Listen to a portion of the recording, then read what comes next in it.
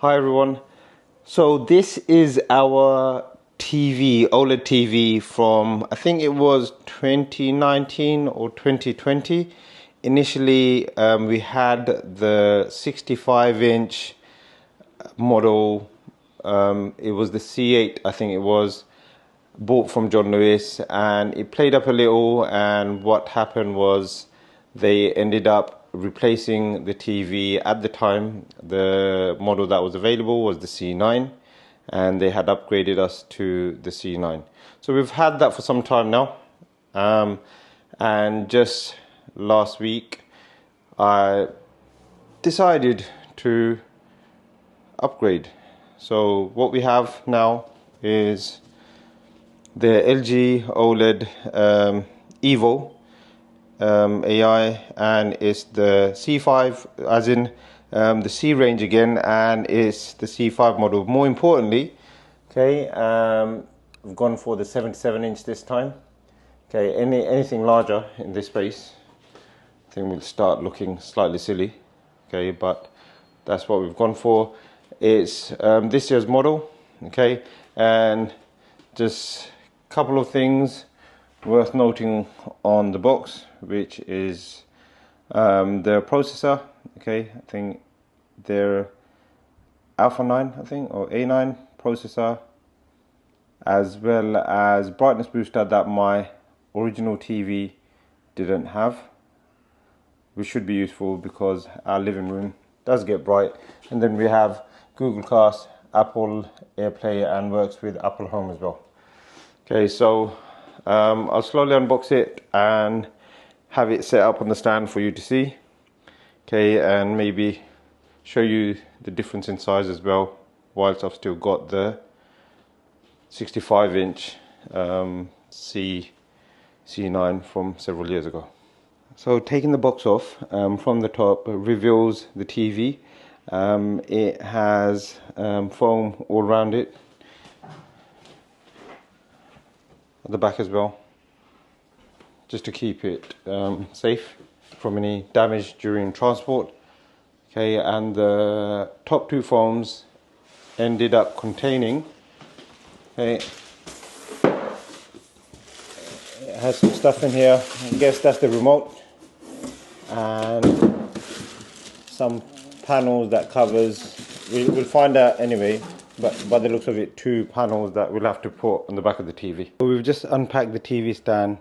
The color of the stand is an umber brown, which looks lovely. What else? We have screws, battery for the remote. Okay, so this is how the remote looks like compared to my older one. Some more screws, need to figure out why. The usual warranty, safety, energy, efficiency, and plastic clip. Okay, let's carry on. It also comes with the panels that go on the back, which I will figure out once we've got the TV set up. There were 4 screws that were 2 centimeters long. They needed to go in there, there, and that one, and that one. That secures the panel to the stand itself. So I've got the TV lying flat on top of the box. You need to have it off the floor on a table. I've actually put it on top of the box with the foam inside in order to have it lifted off the box. That way you can actually have the stand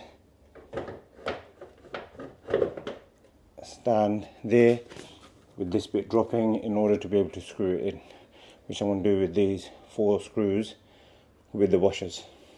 So all set up now on the TV stand. The TV now takes up width to width of the TV stand itself, is noticeably bigger. I have no space left for the PlayStation on the TV stand, which will end up on the subwoofer for the meantime, I guess.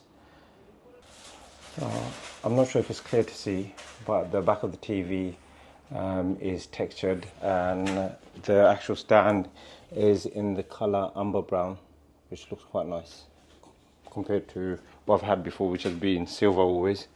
So the connections or connectivity we have is 3 USBs, 4 HDMIs, a LAN, optical audio, and the usual antenna cable, and the one for the skybox, and it also says infrared blaster. Okay, this is how it looks. If I just zoom out the back of it, I think you can see the texture a bit better now. Not that I will be looking at the back of it, but it does look good. The screen protector has been now peeled off. The kids watched and found it very satisfying. Now it looks like this without the screen protector. Obviously we can see some reflections due to it being switched off, but we'll have a look at it as soon as we get it going. So first time switching it on. WebOS is what I've used now on the last three TVs I've had. Have tried Android, but you know, I would definitely have to say WebOS is by far one of the best TV operating systems I've actually used. Now asking how I've actually set it up. At the moment stand. Hopefully sometime in the future I'll have it wall mounted. Okay, I'm going to put AI picture on, sound on as well.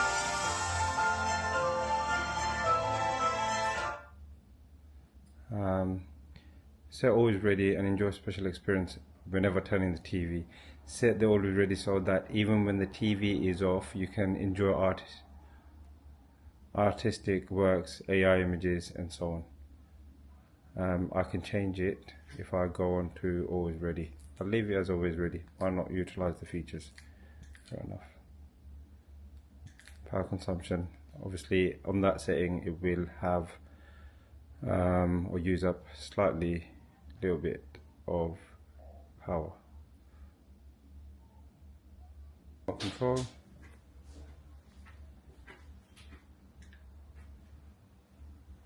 Internet connection done. Terms conditions done. Okay, select all.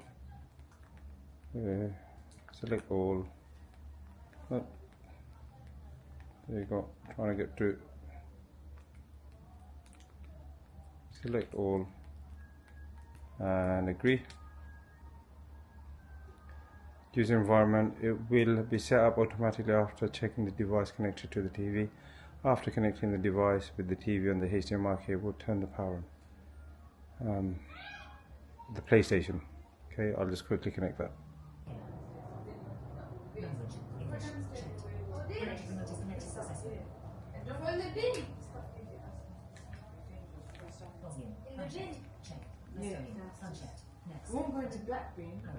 In order to activate or set up the ThinQ app, which is the smart app that lets you have an overview of the TV, I've scanned the QR code and it's given me this to type in on my phone, which I'm doing at the moment.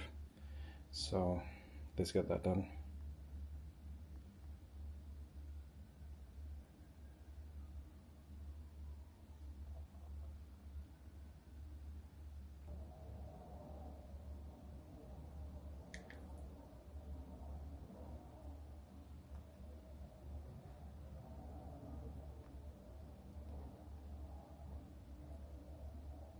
So all set up. Okay, I just need to sign into my Disney Prime and Netflix account. Quite happy with the way it looks. Thank you for watching, guys. Any questions, do throw it out to me and I'll try and answer.